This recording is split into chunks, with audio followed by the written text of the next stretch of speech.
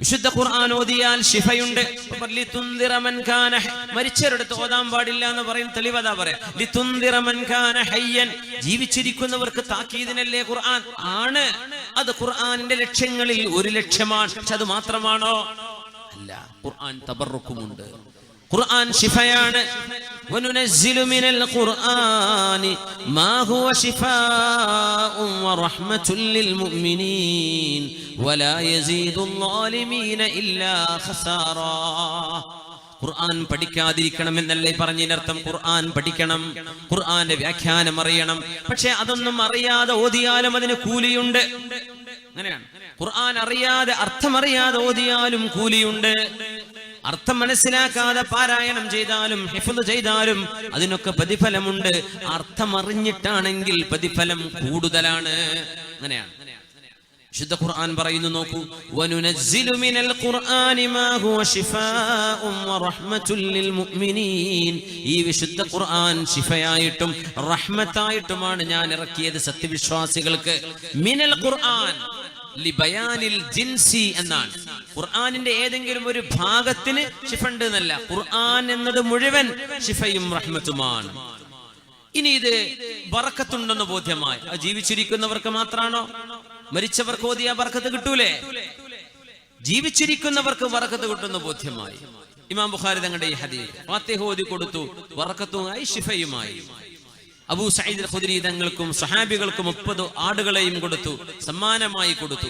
ഇത് മരണപ്പെട്ടവർക്ക് വേണ്ടി ഓതി കൊടുത്താലോ അവർക്ക് പ്രതിഫലം കിട്ടൂലേ? കിട്ടില്ല എന്ന് എങ്ങനെ പറയും? മഹാനായ ഉമർ ഇബ്നുൽ ഖത്താബ് റളിയല്ലാഹു അൻഹുവിന്റെ മകൻ അബ്ദുല്ലാഹി ഇബ്നു ഉമർ റളിയല്ലാഹു അൻഹുവിന്റെ അഥറടക്കം മുഹാജിരീങ്ങളും സ്വഹാബിമാരായ അൻസ്വാരികളും ചെയ്തിരുന്ന ഒരു നന്മയാണിത്. തെളിവ് ഒന്ന്, ഇമാം ബൈഹഖി എന്നവർ അവരുടെ സുനനിൽ കിതാബുൽ ജനായിസിൽ ഒരു ബാബ് കൊണ്ടുവരുന്നുണ്ട്. മഹാനായ ഇമാം ബൈഹഖി ആ പേജിന് ഹെഡിങ് കൊടുത്തത് ബാബ് ഖിറാഅത്തിൽ ഖുർആനി ഇൻദൽ ഖുബൂർ. ഖബറിന്റെ അരികത്ത് ഖുർആൻ ഓതാൻ പറ്റും എന്ന് പറഞ്ഞുകൊണ്ടാണ് ഖബറിന്റെ അരികത്ത് ഖുർആൻ ഓതൽ എന്ന് പറഞ്ഞിട്ട് ഹദീസ് പണ്ഡിതനായ ഇമാം ബൈഹഖി റഹ്മത്തുള്ളാഹി അലൈഹി 4ാമത്തെ വോള്യത്തിൽ ഇമാം ബൈഹഖിയുടെ സുനനിൽ 56ാമത്തെ പേജ്, ഇമാം ഖല്ലാൽ റഹ്മത്തുള്ളാഹി അലൈഹി അവരുടെ ജാമിഇൽ അവരുടെ കിതാബുൽ അംറു ബിൽ മഅറൂഫി വന്നഹി അനിൽ മുൻകറിലും ഈ വിഷയം കൊണ്ടുവന്നു. യാ അല്ലാഹ്, 200ഓളം പേജുകളുള്ള കിതാബാണ് ഇമാം ഖല്ലാൽ തങ്ങളുടെ കിതാബുൽ അംറു ബിൽ മഅറൂഫി വന്നഹി അനിൽ മുൻകർ. ആ കിതാബിലെ അവസാന ഭാഗം 190ാമത്തെ പേജ്. ഇമാം ഖല്ലാൽ എന്നവർ പറയുന്നു, ഇമാം ഖല്ലാൽ എന്നവരാണ് അഹ്മദ് ഇബ്നു ഹംബൽ റഹ്മത്തുള്ളാഹി അലൈഹിയുടെ മദ്ഹബിനെ ക്രോഡീകരിച്ച പണ്ഡിതൻ. ഹംബലി മദ്ഹബ് എന്ന് പറയില്ലേ, ഗൾഫ് നാടുകളൊക്കെ ഹംബലി മദ്ഹബാണ്. ഈ ഹംബലി മദ്ഹബുകാരും ഖുർആൻ ഓതണം എന്ന് പഠിപ്പിക്കുന്നവരാ. അതാണ് ഇതിന്റെ അത്ഭുതം. സുബ്ഹാനല്ലാഹ്. ഹംബലി മദ്ഹബിനെ ക്രോഡീകരിച്ച പണ്ഡിതനാണ് ഇമാം ഖല്ലാൽ റഹ്മത്തുള്ളാഹി അലൈഹി. ഇമാം അഹ്മദ് എന്നവരുടെ മദ്ഹബിനെ ക്രോഡീകരിച്ച പണ്ഡിതൻ, ഹിജ്റ 311 വഫാത്തായ പണ്ഡിതൻ. ഇമാം ഖല്ലാൽ എന്നവരെ അബ്ബാസ് ഇബ്നു മുഹമ്മദ് ദൗരി എന്നവരെന്ന് ഉദ്ധരിക്കുന്നു. قال قلت ليحيى بن معين, മഹാനായ യഹ്യ ഇബ്നു മഈൻ തങ്ങളോട് ഞാൻ ചോദിച്ചു. യഹ്യ ഇബ്നു മഈൻ എന്നവരെ ഇമാം അഹ്മദ് ഇബ്നു ഹംബൽ എന്ന ഹംബലി മദ്ഹബിന്റെ ഇമാം, മുസ്നദ് എന്ന ഹദീസിന്റെ വിശ്വവിജ്ഞാനകോശമാണ് മുസ്നദ്. ആ മുസ്നദിന്റെ രചയിതാവാണ് ഇമാം അഹ്മദ് ഇബ്നു ഹംബൽ, ഇറാഖുകാരനായ അഹ്മദ് ഇബ്നു ഹംബൽ എന്നവർ. അവരുടെ കൂട്ടുകാരനാണ് യഹ്യ ഇബ്നു മഈൻ. ഇവരൊക്കെ അലാമുൽ ഉമ്മ, ഉമ്മത്തിലെ ഇൽമിന്റെ പർവ്വതങ്ങളാണ്. മഹാനായ യഹ്യ ഇബ്നു മഈൻ എന്നവരോട് ചോദിക്കാൻ. എന്താ ചോദിച്ചത്? യഹ്യ ഇബ്നു മഈനെ حدثني مبشر الحلبي عن عبد الرحمن بن العلاء بن اللجلاج عن نبيه أنه قال. മഹാനായ മുബശ്ശിറുൽ ഹലബി എന്ന സിഖത്തായ പണ്ഡിതൻ, സത്യസന്ധനായ പണ്ഡിതൻ അബ്ദുറഹ്മാൻ ഇബ്നുൽ അലാ ഇബ്നുൽ ലജ്ലാജ് എന്നിവരെന്ന് ഉദ്ധരിക്കുന്നു. മഹാനായ അബ്ദുറഹ്മാൻ ഇബ്നുൽ അലാ ഇബ്നുൽ ലജ്ലാജ് അദ്ദേഹം മരിക്കുന്ന സമയത്ത് മക്കളോട് വസിയത്ത് ചെയ്തു, ഇദാ മിച്ചു, മക്കളെ ഞാൻ മരിച്ചാൽ വവദഅതുമൂനി ഫിൽ ലഹദി, എന്നെ നിങ്ങൾ ഖബറിലേക്ക് വെക്കുമ്പോൾ ഫഖൂലു, നിങ്ങൾ പറയണം ബിസ്മില്ലാഹി വഅലാ മില്ലത്തി റസൂലില്ലാഹി സ്വല്ലല്ലാഹു അലൈഹി വസല്ലം. അങ്ങനെയല്ലേ മയ്യത്ത് മറവ് ചെയ്യുമ്പോൾ പറയാ ബിസ്മില്ലാഹി വഅലാ മില്ലത്തി റസൂലില്ലാഹ്. ഇത് പറഞ്ഞിട്ടാ വെക്കേണ്ടത്. ആര് വസിയത്ത് ചെയ്യാ? മഹാനായ പണ്ഡിതൻ അബ്ദുറഹ്മാൻ ഇബ്നുൽ മഹാനായ അലാ ഇബ്നുൽ ലജ്ലാജ് റഹ്മത്തുള്ളാഹി അലൈഹി മക്കളോട് പറയാൻ, താബിഇയാൻ. എന്നിട്ട് നിങ്ങൾ എന്റെ ദേഹത്തേക്ക് മണ്ണ് വാരിയിടുമ്പോ മെല്ലെ മണ്ണ് വാരി ഇടണേ, ഒന്നായിട്ട് മണ്ണ് കൊട്ടരുത്. മയ്യത്തിന്റെ മീതെ മണ്ണ് മെല്ലെ വാരിയിടാവൂ. കാരണം എന്തെന്നറിയോ? ജീവിച്ചിരിക്കുന്ന ഒരു മനുഷ്യന് വേദനയുള്ളത് മരിച്ച മനുഷ്യന് വേദനയുണ്ടാകുമെന്ന് നബി തങ്ങൾ പറഞ്ഞ ഹദീസ് സ്വഹീഹാണ്. പോസ്റ്റ്മോർട്ടം ചെയ്യുമ്പോ മയ്യത്തിന് വേദനയുണ്ട്. ഒരു മയ്യത്തിന്റെ ശരീരത്തിൽ മുറിവ് പറ്റിയാൽ, ജീവിച്ചിരിക്കുന്നവന് മുറിവ് പറ്റിയാൽ വേദനയുണ്ടോ? അതിലേറെ വേദന മയ്യത്തിനുണ്ട് എന്ന് പരിശുദ്ധ റസൂലുള്ളാഹി തങ്ങൾ വഹയിന്റെ വെളിച്ചത്തിൽ പറഞ്ഞിട്ടുണ്ട്. അതുകൊണ്ടാണ് മയ്യത്തിന്റെ ശരീരഭാഗങ്ങൾ മുറിച്ചു മാറ്റരുത് എന്ന് പറയാൻ കാരണം. ജീവിച്ചിരിക്കുന്ന ഒരു മനുഷ്യൻ അനുഭവിക്കുന്ന പോലെ മയ്യിത്ത് അനുഭവിക്കുന്നുണ്ട് എന്ന് പറഞ്ഞു തരാൻ വഹയിന്റെ വെളിച്ചത്തിലേ കഴിയൂ. മരിച്ചു കിടക്കുന്ന ആൾക്ക് എണീറ്റ് പറയാൻ കഴിയില്ലല്ലോ. സാധാരണഗതിയിൽ അങ്ങനെയല്ലേ? ഹബീബായ നബി ഞങ്ങൾ പറഞ്ഞു അത് സല്ലല്ലാഹു അലൈഹി വസല്ലം. അതുകൊണ്ട് മഹാനായ അലാ ഇബ്നുൽ ലജ്ലാജ് എന്നവര് മക്കളോട് പറയുകയാണ്, മക്കളെ, എന്റെ ദേഹത്തേക്ക് നിങ്ങൾ മെല്ലെ മണ്ണ് വാരിയിടണം, മെല്ലെ മണ്ണ് വാരിയിടണം. വഖറഉ ഇൻദ റഅസി ബിഫാത്തിഹത്തിൽ ബഖറത്തി വഖാതിമതിഹാ. എന്റെ മയ്യത്ത് എന്നെ മറവ് ചെയ്താൽ എന്റെ ഖബറിന്റെ അരികത്ത് വെച്ച് നിങ്ങൾ സൂറത്തുൽ ബഖറയുടെ ആദ്യ ഭാഗവും സൂറത്തുൽ ബഖറയുടെ അവസാന ഭാഗവും നിങ്ങൾ ഓതണേ. അവസാന ഭാഗം എന്ന് പറഞ്ഞാൽ ആമന റസൂലു, ആദ്യ ഭാഗം അലിഫ് ലാം മീം മുതലുള്ള ആദ്യ ഭാഗം നിങ്ങൾ ആ ഖുർആൻ ഓതണേ. ഫഇന്നി സമിഅതു ഇബ്നു ഉമർ. നോക്കണം, എന്റെ ഗുരുനാഥൻ അല്ലാഹുവിന്റെ റസൂലിന്റെ സ്വഹാബിയായ അബ്ദുല്ലാഹി ഇബ്നു ഉമർ റളിയല്ലാഹു അൻഹു പറയുന്നത് ഞാൻ കേട്ടു. മഹാനവറുകൾ പറയാറുണ്ട്, ഞാൻ മരിച്ചാൽ എന്റെ ഖബറിന്റെ അരികത്ത് നിങ്ങൾ ഖുർആൻ ഓതണേ. കാന യൂസി ബിദാലിക വയസ്തഹിബ്ബുഹു. ഇബ്നു ഉമർ എന്നവർക്ക് അത് ഇഷ്ടമായിരുന്നു, അവരങ്ങനെ ചെയ്യണമെന്ന് വസിയത്ത് ചെയ്യാറുണ്ടായിരുന്നു. ഒരു സ്വഹാബിയാണ് ചെയ്യുന്നത്. ഇബ്നു ഉമർ എന്നവരെ ഞാൻ അൽഹംദുലില്ലാഹ് ജീവിതത്തിൽ ആദ്യമാണ് ഇബ്നു ഉമർ എന്നവരെ സിയാറത്ത് ചെയ്യുന്നത്. കഴിഞ്ഞ 5 ദിവസങ്ങൾക്ക് മുമ്പ് മക്കയുടെ ശുഹദാ എന്ന് പറയുന്ന പ്രദേശമുണ്ട്. അവിടെ അബ്ദുല്ലാഹി ഇബ്നു ഉമർ എന്നവരുടെ മഖാം അവിടെ മക്കയിലാണ്. മഹാനോട് സിയാറത്ത് ചെയ്യാൻ പറ്റി, അൽഹംദുലില്ലാഹ്. അബ്ദുല്ലാഹി ഇബ്നു ഉമർ റളിയല്ലാഹു അൻഹു ഒരു കെട്ടിനകത്ത്, അവിടെ ഖബർ അവിടെയാണ്. ശുഹദാ, മക്കയിലെ ശുഹദാ എന്ന് പറയുന്ന പ്രദേശം. മഹാനവറുകൾ വസിയത്ത് ചെയ്തിട്ടുണ്ട്, സ്വഹാബിമാരെ വസിയത്ത് ചെയ്യാൻ. എന്തിന്? ഞങ്ങൾ മരിച്ചാൽ ഖബറിന്റെ അടുത്ത് ഖുർആൻ ഓതണം. നമ്മൾ പറയാ ബിദ്അത്താണ്. എത്ര വലിയ ദുരന്തമാണ് മുഅ്മിനേ ഇതൊക്കെ. നമ്മൾ പറയും ബിദ്അത്താണ്. ഖുർആൻ എടുത്ത് ഓതുമ്പോഴേക്കും മുസാഫ് ഇവിടെ നിന്ന് പോയിക്ക്, ഇവിടെ ഓതാൻ പാടില്ല, ഇത് ബിദ്അത്താണ്. അബ്ദുല്ലാഹി ഇബ്നു ഉമർ എന്ന മുത്തബിഉസ് സുന്ന, ഹബീബായ നബിയുടെ സുന്നത്ത് ജീവിതത്തിൽ അക്ഷരം പ്രതി ജീവിതത്തിൽ പകർത്തിയ സ്വഹാബിയാണിത്. മുത്തബിഉസ് മുഹിബ്ബുസ് സുന്ന, ഹബീബിന്റെ സുന്നത്തിനെ ഇത്രമേൽ സ്നേഹിച്ച ഒരു സ്വഹാബി ഉണ്ടാവില്ല. ആ മഹാൻ പറയാ, ഞാൻ മരിച്ചാൽ നിങ്ങൾ എന്റെ ഖബറിനടുത്ത് ഖുർആൻ ഓതണം എന്ന് വസിയത്ത് ചെയ്യാറുണ്ട് മഹാനായ ഇബ്നു ഉമർ എന്നവർ. ആര് പറയാ? മഹാനായ അലാ ഇബ്നുൽ ലജ്ലാജ് റഹ്മത്തുള്ളാഹി അലൈഹി. ഇബ്നു ഉമർ എന്നവരുടെ ശിഷ്യൻ, താബിഈയായ മഹാനായ പണ്ഡിതൻ. ഇബ്നു ഉമർ റളിയല്ലാഹു അൻഹു ആരാണ്? സ്വഹാബികളിലെ ശൈഖുൽ ഇസ്ലാം എന്ന് പറയാൻ പറ്റുന്ന ആളാണ്. സ്വഹാബികളിലെ ശൈഖുൽ ഇസ്ലാമാണ് മഹാനായ അബ്ദുല്ലാഹി ഇബ്നു ഉമർ റളിയല്ലാഹു അൻഹു. മുഹാജിറായ സ്വഹാബിയാണ്. ഇമാം നബി റളിയല്ലാഹു അൻഹു, ഇമാം നബി തങ്ങളുടെ അദ്കാറിലെ 137ാമത്തെ പേജ്, ഇസ്നാദുഹു ഹസനുൻ, ഈ സംഭവത്തിന്റെ സനദ് ഹസനാൻ.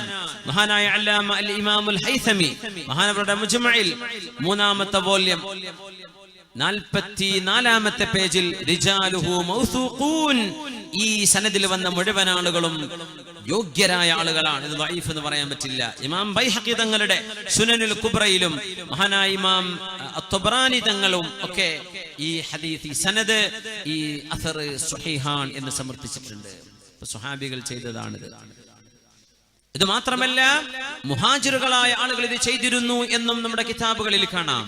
മഹാനായ ഇമാം ഖല്ലാൽ റഹ്മത്തുള്ളാഹി അലൈഹി, ഹംബലി മദ്ഹബിലെ പ്രാമാണികമായ ഗ്രന്ഥകർത്താവ്, ഹംബലി മദ്ഹബിന്റെ നിയമങ്ങളെ ക്രോഡീകരിച്ച ഇമാം അഹ്മദ് എന്നവരുടെ മദ്ഹബിന്റെ ഏറ്റവും കർക്കശമായും മദ്ഹബിനെ ക്രോഡീകരിച്ച മഹാൻ മഹാനവറുകളുടെ ജാമിഇൽ, അതുപോലെ തന്നെ കിതാബുൽ അംറു ബിൽ മഅറൂഫ് വന്നഹി അനിൽ മുൻകറിൽ മഹാനായ ഇമാം ഖല്ലാൽ റഹ്മത്തുള്ളാഹി അലൈഹി ഇബ്നുൽ ഖയ്യിം എന്നവർ പോലും ഈ വിഷയം മഹാനായ ഇമാം ഖല്ലാലിനെ സംബന്ധിച്ച് ഉദ്ധരിക്കുന്നുണ്ട്. കിതാബുർ റൂഹിൽ 10ാമത്തെ പേജിൽ ഖാല ശഅബി, ഇമാം ശഅബി തങ്ങൾ പറയാ, വകാനൽ അൻസ്വാർ, അൻസ്വാരികൾ ഇദാ മാത ലഹും മയ്യിതുൻ, അൻസ്വാരികൾക്ക് ഒരു മയ്യിത്ത് മരണപ്പെട്ടു കഴിഞ്ഞാൽ യഖ്തലിഫൂന ഇലാ ഖബ്രിഹി, ഓരോരുത്തരായ ഖബറിന്റെ അരികത്തേക്ക് ചെല്ലും. ഫയഖറഊന ഇൻദഹുൽ ഖുർആൻ, ആ മയ്യിത്തിന്റെ അരികത്ത് നിന്ന് ഖുർആൻ ഓതുമായിരുന്നു അൻസ്വാരികൾ.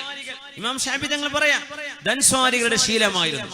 യുഎഇക്കാർക്കറിയാം, മഹാനായ ഷെയ്ഖ് സായിദ് റഹ്മഹുല്ലാ, യുഎഇയുടെ രാഷ്ട്രപിതാവായ ഷെയ്ഖ് സായിദ് റഹ്മഹുല്ലാ, അദ്ദേഹം വഫാത്തായത് എന്റെ ഓർമ്മ ശരിയെങ്കിൽ 2004-ലാണ്. 2004 അവിടെ മുതൽ ഇന്നേ വരെ 10-14 കൊല്ലമായി ആ മഹാന്റെ ഖബറിന്റെ അടുത്ത് ഓരോരുത്തരായിട്ട് പോയി ഖുർആൻ ഓതിക്കൊണ്ടിരിക്കുക. 24 മണിക്കൂർ. നമ്മുടെ പ്രവർത്തകർ നിങ്ങളുടെ ദാനധർമ്മങ്ങൾ സ്വീകരിക്കാൻ വേണ്ടി വരുന്നുണ്ട്. നമ്മുടെ അവര് കവർ കൊടുത്തു വിടുന്നുണ്ട്. ഇൻഷാ അല്ലാഹ് നാളെ നിങ്ങൾ എന്തെങ്കിലും സംഖ്യ നല്ലൊരു നിയ്യത്ത് ചെയ്തിട്ട് ഇൻഷാ അല്ലാഹ് നമ്മുടെ പള്ളിയുടെ ജമാഅത്തിന്റെ പ്രവർത്തനങ്ങൾക്ക് നാളെ മജ്ലിസുൻ നൂർ ഉണ്ട്. അൽഹംദുലില്ലാ, ആ വിഷയങ്ങളിലേക്കൊക്കെ ഇൻഷാ അല്ലാഹ് നിങ്ങൾ കാര്യമായും സംഭാവന ചെയ്യണം എന്ന് ഉണർത്തുകയാണ്. അല്ലാഹു ജയിപ്പിക്കട്ടെ. ആമീൻ യാ റബ്ബ്. സദഖ ചെയ്തോളി. കൊടുക്കുമ്പോൾ മരിച്ചുപോയ മാതാപിതാക്കൾക്ക്, ബന്ധുക്കൾക്ക് നിയ്യത്ത് ചെയ്ത് കൊടുത്താൽ നിങ്ങളുടെ മരിച്ചുപോയ ബന്ധു നിങ്ങൾ കൊടുക്കുന്ന ആ സംഖ്യ എത്രയോ സദഖ ചെയ്ത കൂലി അവർക്ക് കിട്ടും, നിങ്ങൾക്കും അതേ കൂലി കിട്ടും. അല്ലാഹു വലിയ ഔദാര്യവാനാണ്. അല്ലാഹുവിന്റെ കലാമിന്റെ അത്ഭുതം അതാണ്. ബഹുമാനപ്പെട്ട ഉസ്മാൻ ഫൈദി ഉസ്താദ് ഇവിടെ എഴുതി തന്നിരിക്കുക. ഖുർആന്റെ തഅരീഫ് എന്നെ പഠിച്ചാൽ മനസ്സിലാവും. ഖുർആൻ എന്ന് പറഞ്ഞാൽ കലാമുല്ലാഹിൽ മുനസ്സലു അലാ മുഹമ്മദിൻ സ്വല്ലല്ലാഹു അലൈഹി വസല്ലം അൽ മുതഅബ്ബദു ബിതിലാവതിഹി. എന്താ ഖുർആൻ എന്ന് പറഞ്ഞാൽ? മുത്തനബി തങ്ങൾക്ക് അല്ലാഹു തആല ഇറക്കി കൊടുത്ത കിതാബ്, ഓതിയാൽ കൂലി കിട്ടുന്ന കിതാബ്, ഓതിയാൽ കൂലി കിട്ടുന്ന അല്ലാഹുവിന്റെ കലാം. ഖുദ്സിയായ ഹദീസുണ്ട്, അത് ഖുർആൻ പോലെയല്ല, അത് നമുക്ക് നിസ്കാരത്തിൽ ഓതാൻ പറ്റില്ല. നേരെമറിച്ച് ഖുർആൻ ഓതിയാൽ കൂലി കിട്ടുന്ന അല്ലാഹുവിന്റെ കലാം, അതിനാണ് ഖുർആൻ എന്ന് പറയുന്നത്. മുതഅബ്ബദു ബിതിലാവതിഹി, അത് ഓതലും ഒരു പുണ്യമാണ്, ഓതൽ ഒരു ഇബാദത്താണ്, അത് ബറകത്താണ്. അപ്പോ ഇമാം ശഅബി തങ്ങൾ പറയുന്നത് കിതാബുർ റൂഹിൽ ഇബ്നുൽ ഖയ്യിം അൽ ജൗസിയ. ആരാ ഇബ്നുൽ ഖയ്യിം ജൗസിയ എന്ന് പറഞ്ഞത്? ലോകത്തെ എല്ലാ ബിദ്അത്തിന്റെ സംഘടനകളും ഉദ്ധരിക്കുന്ന ആളാണ് ഇബ്നു തൈമിയ്യ. അല്ലാമ ഇബ്നു തൈമിയ്യ എന്ന് പറയുന്ന ഈ അടുത്ത കാലങ്ങളിൽ ജീവിച്ചുപോയ മഹാനായ ഒരു പണ്ഡിതൻ തന്നെയാണ്. പക്ഷെ അദ്ദേഹത്തിന്റെ വീക്ഷണങ്ങളിലെ വ്യത്യാസത്തിന്റെ പേരിൽ അഹ്ലുസുന്നയുടെ ആലിമീങ്ങൾ അദ്ദേഹത്തിന്റെ ചില കാഴ്ചപ്പാടുകളെ ഒന്ന് ഫിൽറ്റർ ചെയ്തിട്ടെടുക്കും എന്ന് മാത്രം. അദ്ദേഹം ആലിമാണ്, യാതൊരു സംശയമില്ല, പണ്ഡിതനാണെന്ന് സംശയമില്ല. പക്ഷേ അദ്ദേഹത്തിന്റെ ബിദ്അത്തിന്റെ ആശയങ്ങൾ കടന്നുകൂടിയിരുന്നു. ഇബ്നുൽ ഖയ്യിം അൽ ജൗസിയ ഇബ്നു തൈമിയ്യയുടെ ശിഷ്യനാണ്, അഹ്ലുസുന്നയുടെ ആലിമാണ്. ഇബ്നുൽ ഖയ്യിം എന്നവരുടെ ലോകപ്രസിദ്ധമായ ഗ്രന്ഥമാണ് കിതാബുർ റൂഹ്, ആത്മാക്കളെ സംബന്ധിച്ചുള്ള ഗ്രന്ഥം. ആ ഗ്രന്ഥത്തിൽ മഹാനവറുകൾ കൊണ്ടുവരാൻ വകാനൽ അൻസ്വാറു ഇദാ മാത ലഹും മയ്യിതുൻ യഖ്തലിഫൂന ഇലാ ഖബ്രിഹി. ഒരു മയ്യിത്ത് മരിച്ചാൽ ആളുകൾ ഊഴമായി ആ മയ്യിത്തിന്റെ ഖബറിൽ വെച്ച് ദുആ ചെയ്യുമായിരുന്നു, ഖുർആൻ ഓതിയിട്ട്. ഖുർആൻ ഓതുമായി ഫയഖറഊന ഇൻദഹുൽ ഖുർആൻ, അദ്ദേഹം ആ മരിച്ച മയ്യിത്തിന്റെ അടുത്ത് പോയിട്ട് ഖുർആൻ ഓതുമായിരുന്നു. അതാണ് നമ്മൾ ഖത്തം പുര കെട്ടുക എന്ന് പറയാ. ഖത്തപ്പുര എന്ന് പറയില്ലേ? ഖുർആൻ ഖത്തം തീർക്കുക, ഖുർആൻ മുഴുവനായിട്ട് ഓതുക. ഒരു ഉസ്താദ് ഒന്ന് ഓതും, കഴിഞ്ഞ അടുത്ത ഉസ്താദ്, പിന്നെ വേറെ മുതഅല്ലിമീങ്ങളും മുഅല്ലിമീങ്ങളും ഉസ്താദുമാരൊക്കെ മാറി ഓതുക. അതിനാണ് യഖ്തലിഫൂന എന്ന് പറയാ. ഇത് ആര് ചെയ്തിരുന്ന പണിയാ? അൻസ്വാരികൾ ആരാ? ഹബീബിന്റെ കൂടെ നിന്ന സ്വഹാബിമാർ. നമ്മൾ പറയാ ബിദ്അത്താണ്, നമ്മൾ പറയാ ഖത്തപ്പുര ബിദ്അത്താണ്, അവിടുന്ന് ഖുർആൻ ഓതൽ ബിദ്അത്താണ്. അൻസ്വാരികൾ ഇതൊക്കെ ചെയ്തത് ബിദ്അത്താണോ? ആര് പറഞ്ഞു അൻസ്വാരികൾ ചെയ്തു എന്ന്? നിങ്ങൾ അംഗീകരിക്കുന്ന പണ്ഡിതൻ ഇബ്നു തൈമിയ്യയുടെ ശിഷ്യൻ അല്ലാമ ഇബ്നുൽ ഖയ്യിം അൽ ജൗസിയ, കിതാബുർ റൂഹിൽ എടുത്തു നോക്കിയാൽ മനസ്സിലാവും. യാ അല്ലാഹ്, ഇബ്നു തൈമിയ്യ തന്നെ ഈ വിഷയം ഉദ്ധരിച്ചു. ഇബ്നു തൈമിയ്യയുടെ മജ്മൂഉൽ ഫതാവ, അത് ഞാൻ പറയുന്നത് ബിദ്അത്തുകാര്, ഇമാം ഷാഫി തങ്ങൾ അംഗീകരിക്കാത്ത വളവന്മാര് ഇബ്നു തൈമിയ്യ പറഞ്ഞാൽ സ്വീകരിക്കും. ഇമാം ഷാഫിയുടെ മദ്ഹബ് ഇന്നതാ, എന്ത് ഷാഫി മദ്ഹബ്, ഞങ്ങൾക്ക് അതും പറ്റൂല. ഇമാം അബു ഹനീഫ തങ്ങൾ പറഞ്ഞു, അബു ഹനീഫത്തുൻ നുഅ്മാൻ ഹനഫി ഇമാമോ, ഞങ്ങൾക്ക് ഖുർആനും സുന്നത്തെ അറിയുള്ളൂ. ഓക്കേ, മാലിക് ഇമാം എന്ത് മാലിക് ഇമാം എന്ന് പറയുന്ന ആളുകൾ ആരംഗീകരിക്കും? മുഹമ്മദ് ബിൻ അബ്ദുൽ വഹാബ്, അദ്ദേഹത്തിന്റെ സംഘടനക്കാണ് വഹാബിസം എന്ന് പറയുന്നത്. ഇബ്നു തൈമിയ്യ കൊണ്ടുവന്ന ആശയമാണ് സലഫിസമായിട്ട് അംഗീകരിക്കുന്നത്. ഇവരൊക്കെ അവരംഗീകരിക്കുന്നവരാണ്. അല്ലെങ്കിൽ ഇബ്നു ബാസിന്റെ ഫത്വ അംഗീകരിക്കുന്നു പറയും, അല്ലെങ്കിൽ ഇബ്നു ഉസൈമീന്റെ ഫത്വ അംഗീകരിക്കുന്നു. അപ്പൊ അത് തഖ്ലീദാണ്. അവർ ഈ കാലഘട്ടങ്ങൾ അടുത്ത കാലങ്ങളിൽ കഴിഞ്ഞു പോയ ആളുകൾ അംഗീകരിക്കുന്നു. നമ്മൾ ഹിജറയുടെ 2-ാം നൂറ്റാണ്ടിലും 3-ാം നൂറ്റാണ്ടിലും കഴിഞ്ഞ മഹാന്മാരായ പണ്ഡിതന്മാർ അംഗീകരിക്കുന്നു. ഈ രണ്ട് വ്യത്യാസമേ ഉള്ളൂ. നമ്മൾ അവരംഗീകരിക്കും, അവര് പിൻഗാമികൾ അംഗീകരിക്കുന്നു. ഈ പിൻഗാമികളിൽ നിങ്ങൾ അംഗീകരിക്കുന്ന ഇബ്നു തൈമിയ്യ അദ്ദേഹത്തിന്റെ മജ്മുഉൽ ഫതാവയുടെ 24-ാമത്തെ വോള്യം 298-ാമത്തെ പേജ്. ഞാൻ പറയണമെന്ന് വെച്ചാൽ വേഗം നോക്കിക്കോട്ടെ, നോക്കി മനസ്സിലായിക്കോട്ടെ.